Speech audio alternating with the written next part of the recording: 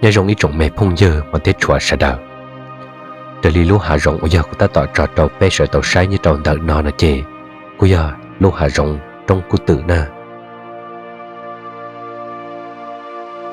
chân trả bây giờ bé sợ rồn giả thay nhất trâu đợt nọ là chê nếu bây giờ nhất trâu đun kể bây giờ dễ đã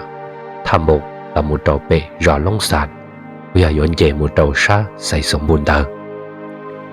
nhà đầu ít chân trả là nó bây giờ chẳng giờ hạ rồng hạ chuột lo cần cầu nhà đầu ở san thuộc kề là nó sa xì sa lâu là nó chè bây giờ chẳng giờ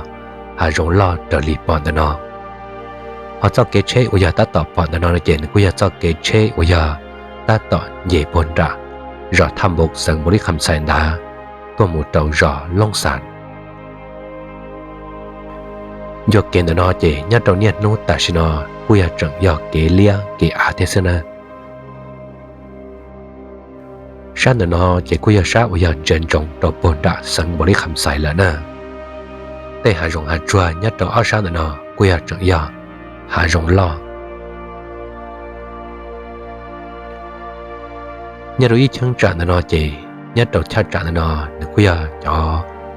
trong bây giờ cụ chỉ xe về chờ thia ngoài lọ lợi giờ nhất đầu sổ non chia chỉ nếu bây giờ chẳng tia giờ chọn đầu nè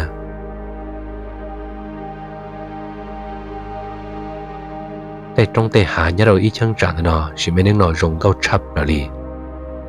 sau cái chơi liên đó nó chỉ cứ giống mà một đời đầu bổ sát tỷ u li lạ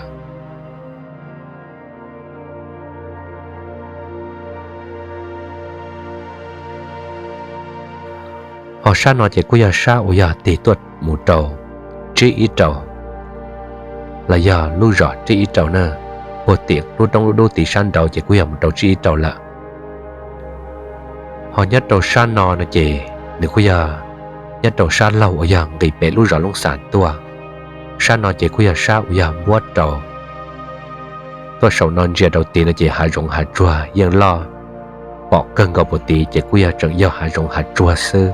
yên chẳng chỉ tàu cho dễ cho rõ kia lì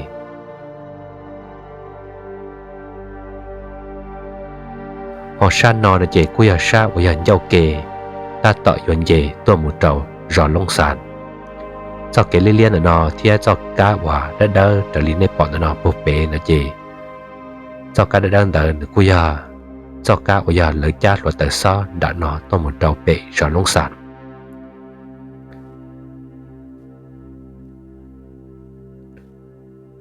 ส่วนโดนไทยnhớ rồi sổ nó một trầu hậu ít chân trả để nó là gì cô chẳng giờ hai rồng hai chuột lo cơn gạo lên à nhớ trâu ít chân trả để nó